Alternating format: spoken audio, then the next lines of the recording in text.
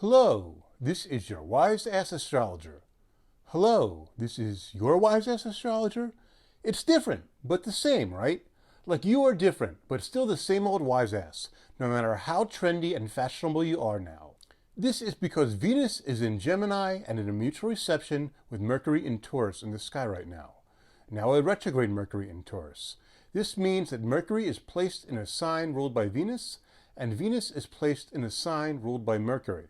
So it is good to try out different styles and to reflect on if these styles solidify us. Unless it is Harry Styles, in which case you don't need to reflect on him at all. I had never even heard of this guy until my friend Marcia, who has a huge crush on him, told me who he was. So I suppose he is some bloke who is trendy and fashionable. But, as I was saying, say things in a variety of ways. Try out different breathy intonations. We are reflecting on how we can make things stable, and then rearranging things to make that happen. And then we reflect on how we are able to settle into our newfound zone, and then try to acclimate or adapt our zone to the flow of the current world. And because this mutual reception is happening in the signs of Taurus and Gemini, the relationship between the neck and the shoulders are really important right now, as is the relationship between the hand and mouth. So it's good for sucking our thumbs and reflecting on life, and reflecting on our sense of style. No matter how much the newest potato chip flavor or pronoun permutation affirms and validates our beauty, as we coquettishly lick Doritos dust off of our fingers like a real charmer, we are still the same old potato chip or corn chip with the same velvety crunch on the inside.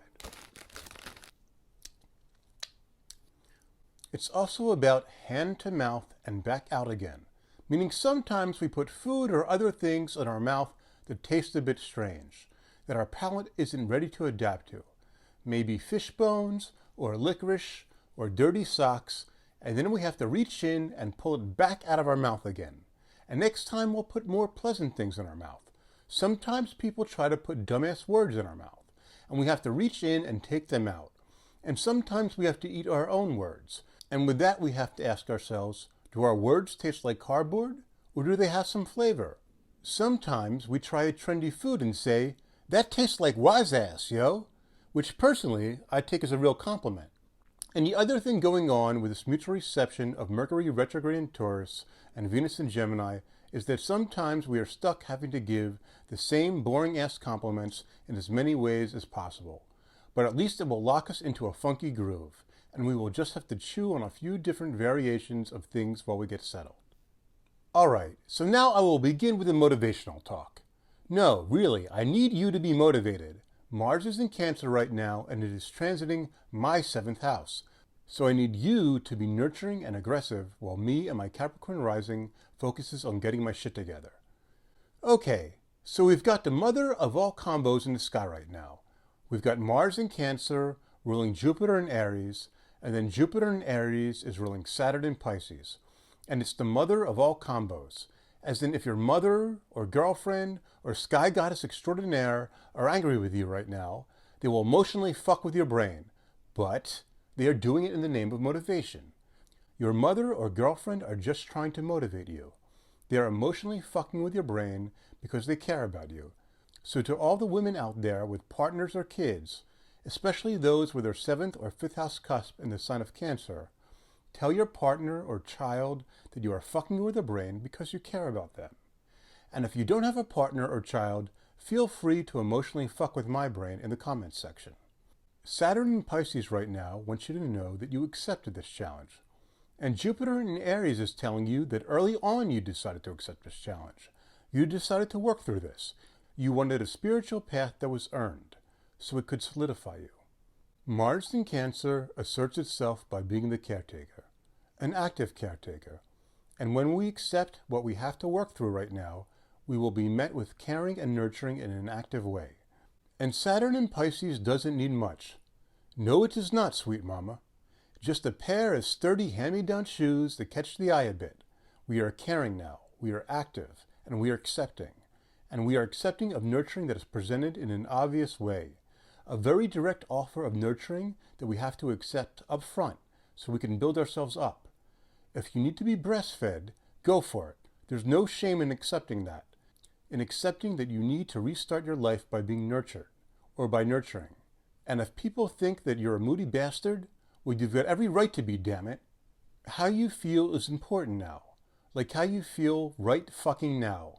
But only use obscenities and profanities when you feel like it, when you're in the mood, not for effect. If you don't feel like it, say no. And don't be afraid to ask innocently if you don't know something. Ask in a very innocent, honest, and direct way. Like, does anyone know any less profane synonyms for the word fuck? Or less profane words to say instead of fuck? Like, if I don't feel like saying the word fuck, because emotionally I don't feel like it today, what shall I say instead? Sometimes you'll feel like the caretaker for profanity, and are sentimental about obscene language, and sometimes you won't feel that way at all. Sometimes you feel like a fucking nut, and sometimes you don't, as they said in the American Almond Joy candy bar commercial. I don't know if they had that commercial in Canada. Canada has coffee crisps and Wonder Bars, which are the same thing as the Star Bars that they have in the United Kingdom. And with Venus in Gemini and Mercury in Taurus right now, in mutual reception, in each other's signs, that can be about getting your hands on a versatile array of sweets to distract you. But I don't want to get too distracted like a kid in a candy store. So back to what I was saying before I got off topic, which was me talking about being a kid in a candy store who wants to be breastfed by the lady behind the counter and being pretty direct and open about it. That's the thing with Mars in Cancer and Jupiter in Aries. It's not about politeness. No siree. It's about remembering the good old days when we could swear and it had some emotional meaning to it. There's some sentimentality about those times now. And sometimes we need a fresh start from our moody, profane existence. And Jupiter in Aries will provide us with that. Now I know you're saying, well, don't get fresh with us, wise ass, and we won't have a problem.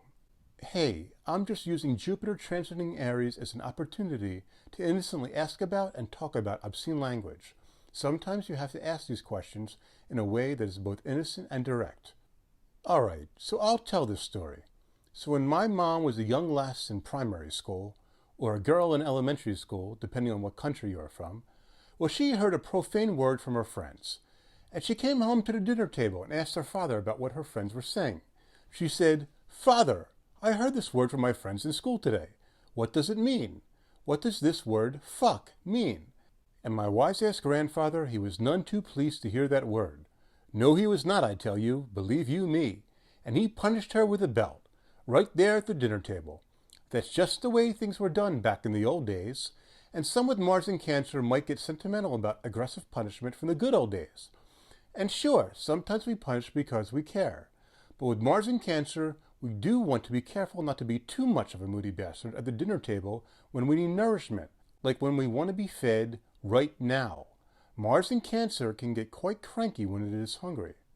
And try not to get in violent fights with your family while you are eating. If your family calls the police on you, the cops generally don't want to hear you tell them that Mars is in Cancer and Jupiter is in Aries, and that you blew your top because you were getting impatient and really wanted to eat right now.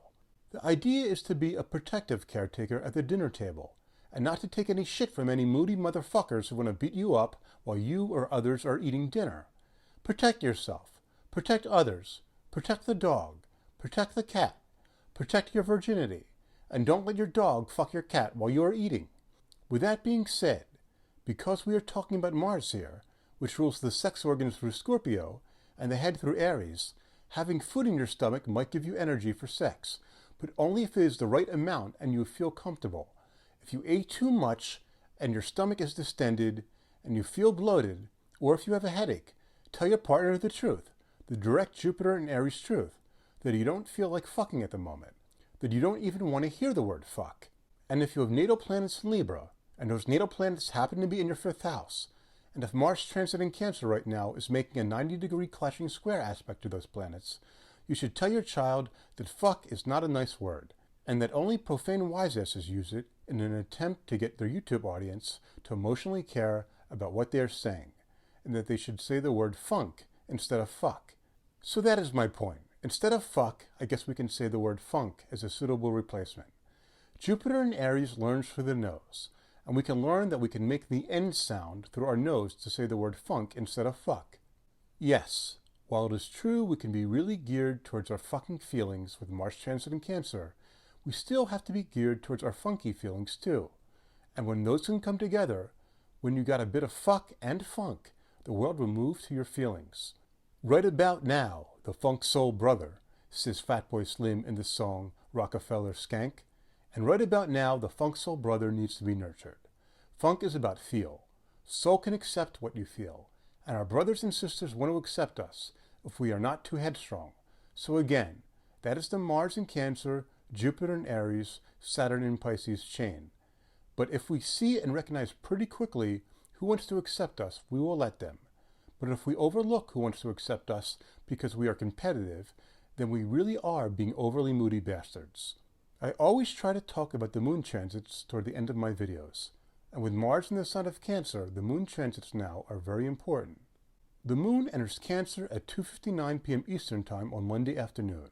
And the moon will conjunct Mars in Cancer on Tuesday night at 11:07 p.m. Eastern Time. And this is a very powerful conjunction. A very, very powerful conjunction. I can say without a doubt that this is the moodiest motherfucking conjunction that takes place in the sky. That's how I would describe it. So if you have feelings that you need to act on, do so, as they will allow you to reset your brain so you can go to a new place on your journey with a nourished brain. And that will keep you a step ahead of your competition when the moon squares Jupiter at 5:09 p.m. on Wednesday night. The moon enters Leo at 2:29 a.m. Eastern Time on Thursday morning, and the Taurus sun will be both ruling and making a 90-degree square aspect to this Leo moon. Now, while some might see this as a clash of stubborn egos and emotional drama, as long as you shine a light on what you value in life and are grounded by that, you will feel like a confident motherfucker. And as the Leo moon makes a harmonious 120-degree trine to Jupiter late Friday night and early Saturday morning, you will feel like a really, really confident motherfucker who is ready to lead by example. Just don't get too carried away with your pride and your ego, and you will feel and understand how to step into the role of a star with ease. This is also especially important if you're in a competitive eating event Friday night. Slow and steady will be the pace to take in order to win any eating competitions, and you can eat like a really messy slob, as it will be very entertaining and freeing. The moon enters Virgo on Saturday afternoon at 2:59 p.m. Eastern Time. And sure, it will post Saturn in Pisces in the sky at 1:40 a.m. Sunday morning, but it will also make a harmonious 120-degree trine to its ruler Mercury in Taurus on Sunday afternoon also. And yes, that Mercury is retrograde, but we don't want to let that worry us, because when we make connections with nice vibrations, we will be able to reflect on the awareness we possess, and we will value that. And this will calm our nerves. And regarding nutrition, think about what foods are both tasty to eat and also provide vital vitamins and nutrients. Next Tuesday, on May 2nd, the moon enters Libra at 2 a.m. Eastern Time. And late next Wednesday night, on May 3rd, the moon in Libra will both be ruling Mars in Cancer and making a 90-degree square to Mars. Our need for balance might cause some hesitation, even as we feel impelled to act on things, but we will make the necessary adjustments on early next Thursday morning, when the Libra moon will be both ruled by Venus in Gemini and making a flowing 120-degree trine to Venus in Gemini. Okay, so who was the moodiest motherfucker in the Beatles? Astrologically speaking, I would say Ringo, who is a Cancer sun with his moon, which is the ruler of his Cancer sun, in the sign of Leo, and conjunct his Leo Mars. So he is an entertaining, moody motherfucker, and the plot of all the films that the Beatles starred in centered around him. So peace, love, stars, and listen to the Beatles. And listen to your inner moody motherfucker. And listen to me crying on the inside as I play my piano.